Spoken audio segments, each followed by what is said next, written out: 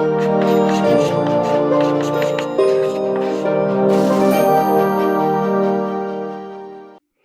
Friends, आज हम अपना नया चैप्टर स्टार्ट करने जा रहे हैं और ये पहला वीडियो है करिकुलम बेस्ड जो हम लोग अपने डिजिटल बोर्ड पर स्टार्ट कर रहे हैं। अभी इसका स्टैंड नहीं आया है, स्टैंड आ जाएगा तो थोड़ा और ठीक लगेगा।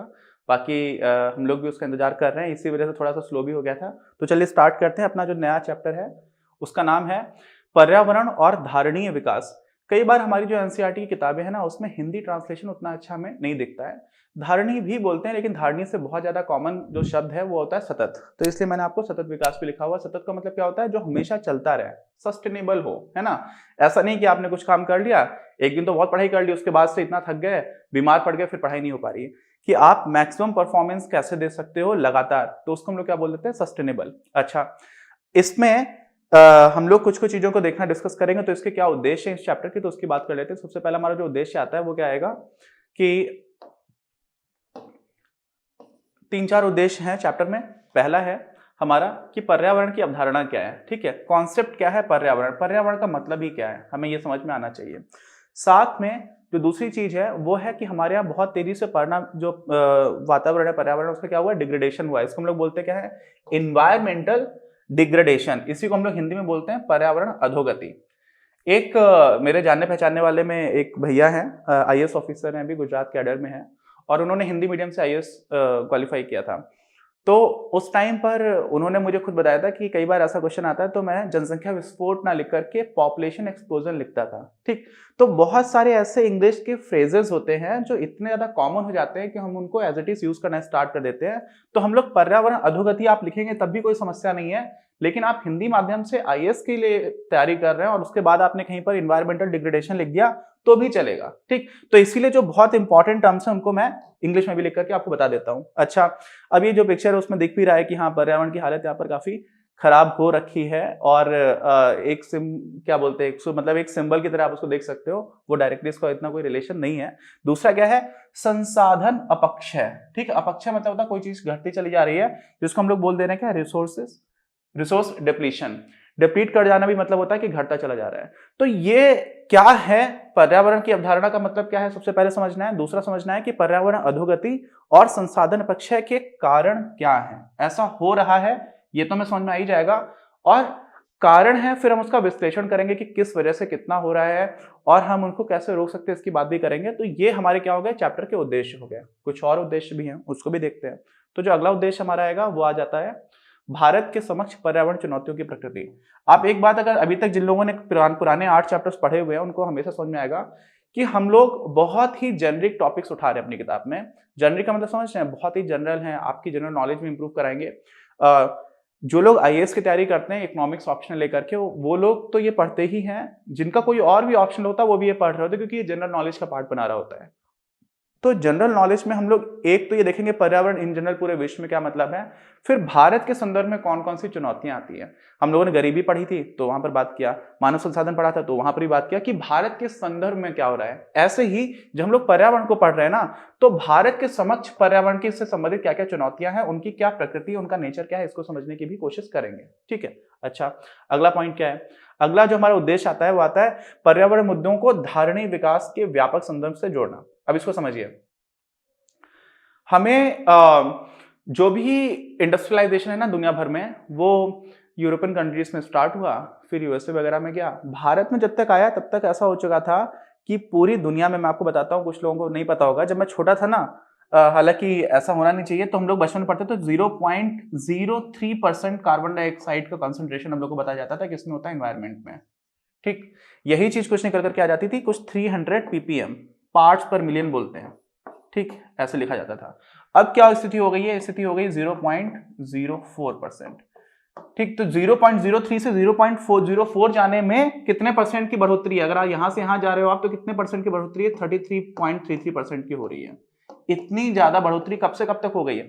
1880 से हम लोगों ने कार्बन डाइऑक्साइड को नापना स्टार्ट किया था एनवायरमेंट में जो मौजूद होती है, और इंडस्ट्रियलाइजेशन के बाद से 120 साल के अंदर, 130 140 साल के अंदर हम लोगों ने उसको इतनी तेजी से बढ़ा दिया।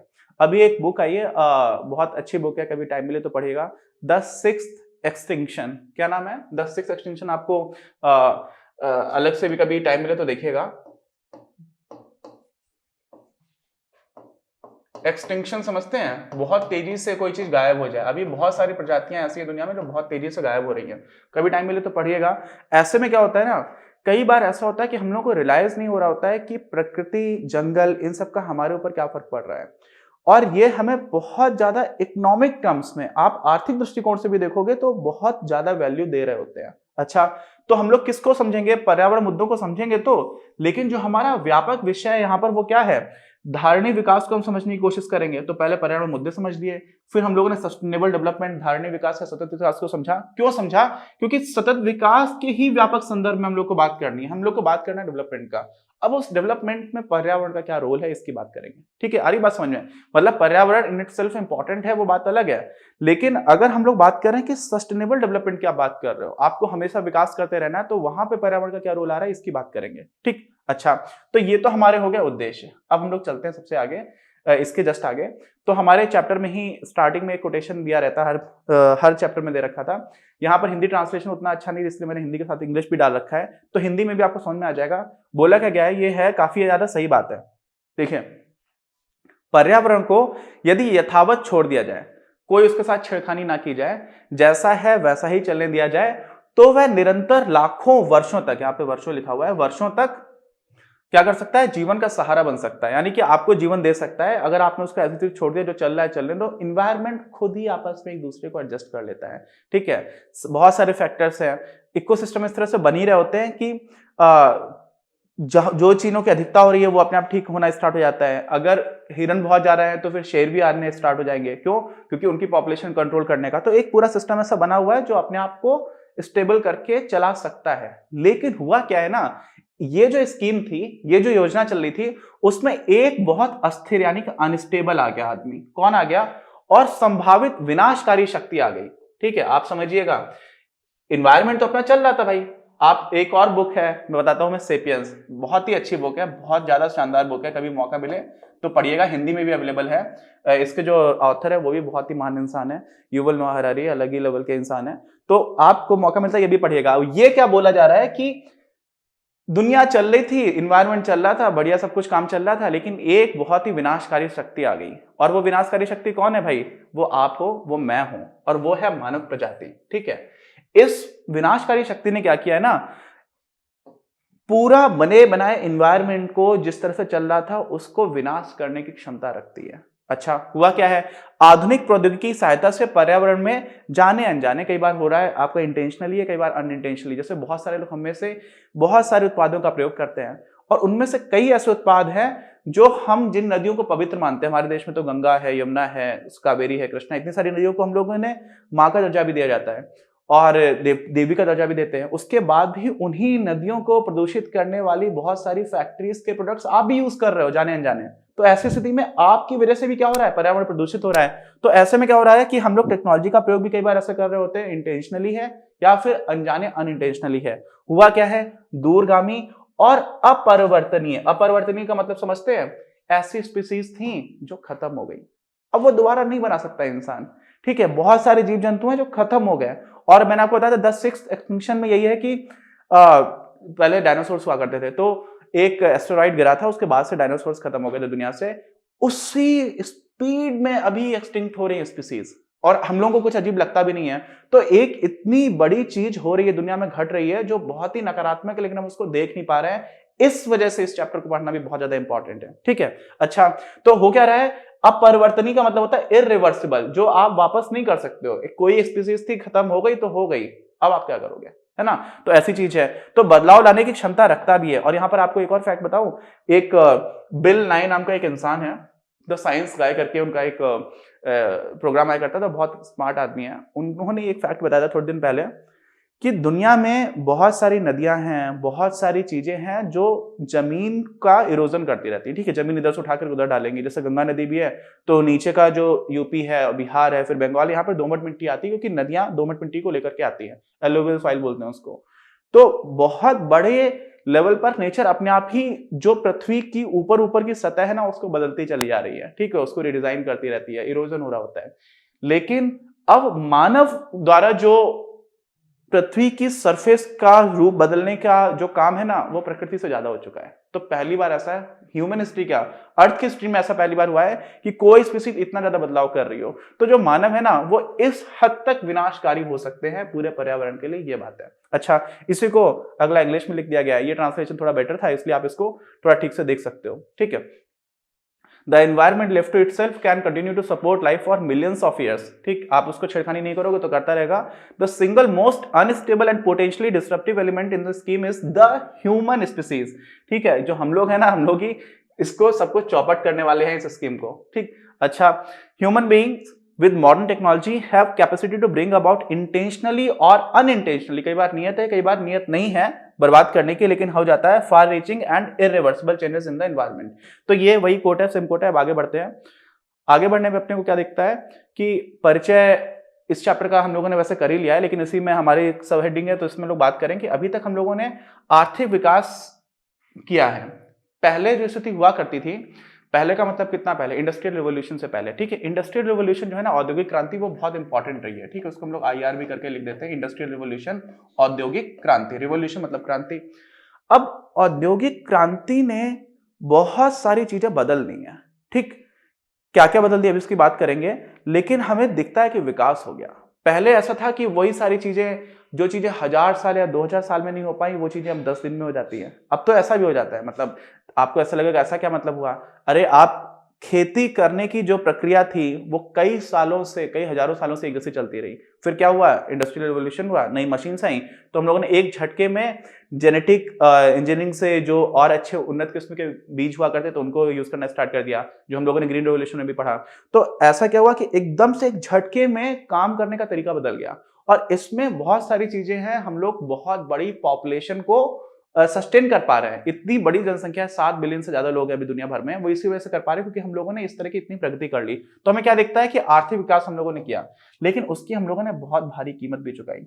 बीजिंग देख लो, बहुत पॉल्यूटेड रहा करता था। दिल्ली अभी भी है। दिल्ली में बोला जाता है कि ऑन एन एवरेज अगर कोई इंसान 7 साल वहां पर हमेशा दिल्ली में रहता है ना, तो 7 साल क्या हो जाता है, वायु प्रदूषण की वजह से उसकी ऑन एन एवरेज एज कम हो जाती है। अगर मैं 70 साल जीने वाला था तो 70 साल ही जी पाऊंगा अगर मैं दिल्ली में रहा। और बहुत सारे बच्चे ऐसे, 1/3 बच्चे ऐसे हैं दिल्ली में जिनके लंग्स पूरी तरह से ठीक नहीं है। क्यों? क्योंकि इतना ज्यादा प्रदूषण हो चुका है। तो हमारी नदियां, दिल्ली से जस्ट पहले अगर आप देखोगे तो यमुना नदी बहुत ज्यादा पॉल्यूटेड, वहां पर लोगों को कैंसर होना स्टार्ट हो चुका है। तो हम लोगों ने आर्थिक विकास किया है, कोई डाउट नहीं है, लेकिन उसकी हम लोगों ने क्या किया, बहुत भारी कीमत चुकाई है। और किस रूप में चुकाई है, पर्यावरण की जो गुणवत्ता थी ना उसकी हम लोगों ने बलि दे दी है। ठीक है, उसको हम लोगों ने कुर्बान कर दिया। तो ये सबको पता भी है, और उसकी सीवियरिटी का हमें अंदाजा नहीं है। सीवियरिटी समझते हैं कि ये समस्या है, लेकिन कितनी गंभीर समस्या है उसको हम लोग कई बार इग्नोर कर रहे होते हैं। ऐसे अगला जो पॉइंट आता है वो क्या आता है हमारा, वैश्वीकरण। अब ये पॉइंट नहीं है, ये एक हकीकत है। वैश्वीकरण को हम लोग बोलते हैं ग्लोबलाइजेशन।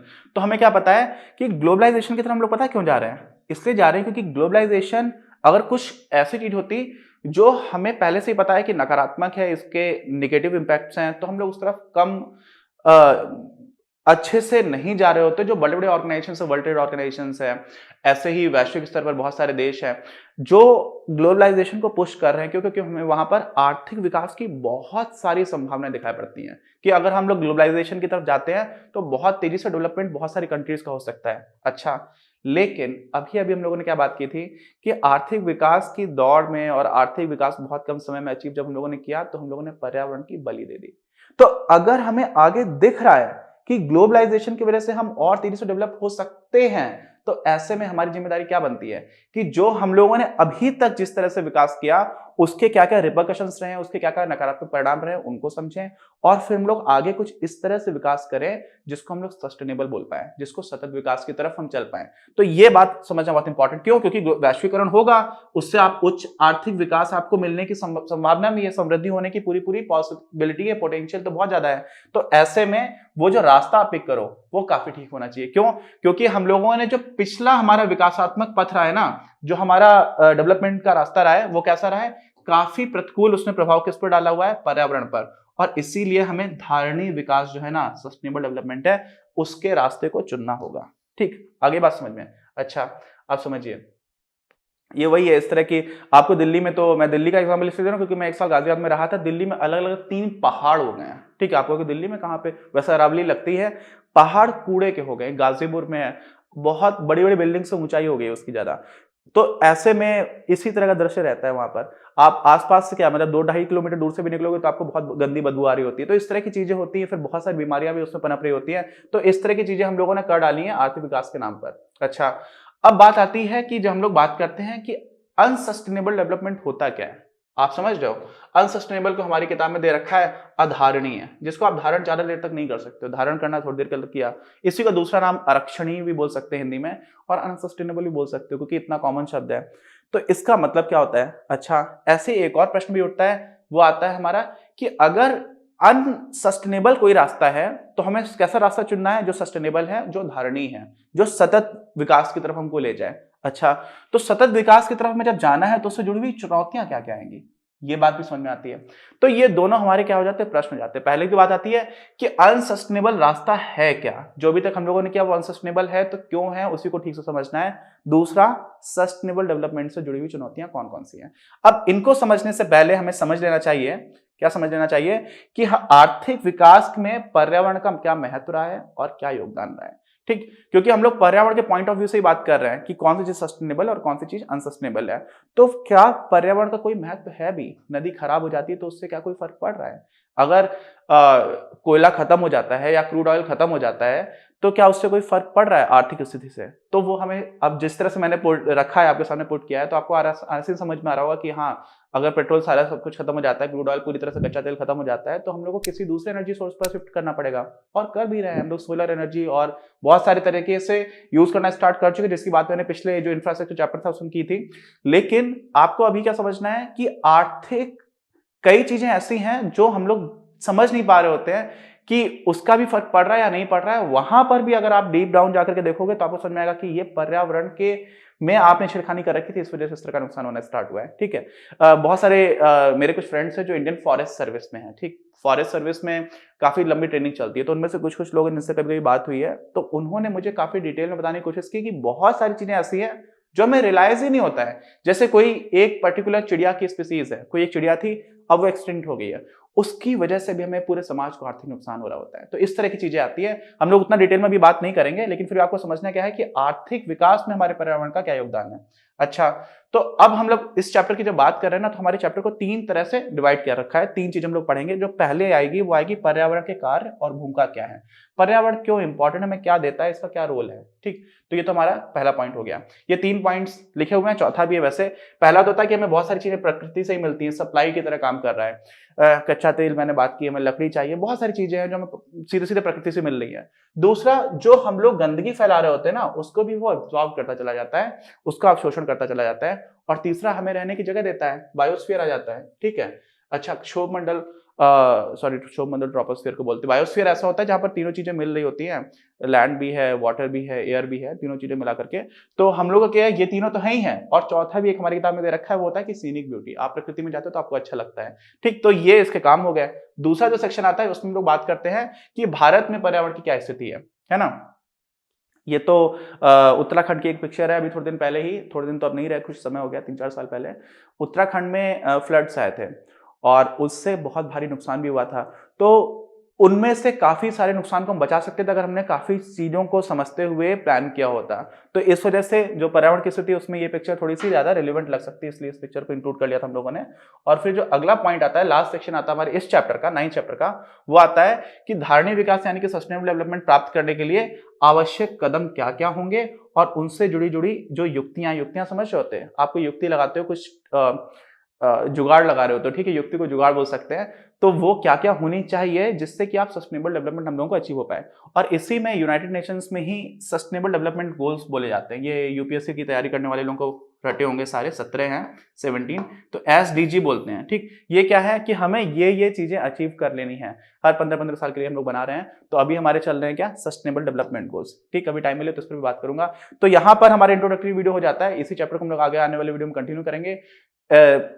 अभी हमारे पास स्टैंड नहीं है, कुछ और समस्याएं भी हैं, धीरे धीरे इनको भी इंप्रूव कर लेंगे। बाकी आपको इस वीडियो में व्हाइट बोर्ड के वीडियो से कंपैरिजन में क्या क्या चीजें अच्छी लगी, क्या क्या चीजें खराब लगी, और आपको कुछ सजेशन हो तो जरूर दीजिएगा। मिलते हैं हम लोग अपने अगले वीडियो में। इस वीडियो के प्रायोजक हैं आप, और अगर आप ऐसे ही और वीडियोस बनाने में हमारी मदद करना चाहते हैं तो पैट्रियन पर जाकर या फिर स्क्रीन पर दिए गए QR कोड को स्कैन कर अपना योगदान जरूर दें।